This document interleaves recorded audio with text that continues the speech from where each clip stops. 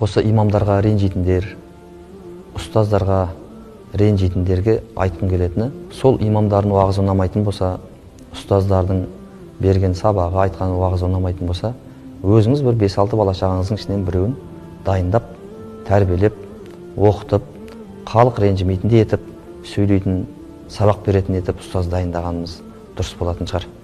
Үйде отырып алып, бәрінің не тіл тигізіп отырған дұрыс емес. Қазіргі біздің ұстаздарымыз шамасы келгенінше, бар білгенінше халықтың дұрыс жолға түссе екен деп барын нарын салып жатыр.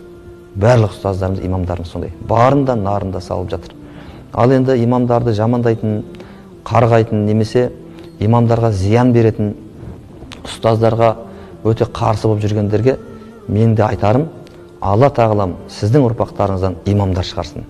Сіздің ұрпақтарыңыздан елге пайдасы тиетін ұстаздар шығарсын деп мен дұға қыламын ондай кісілерге.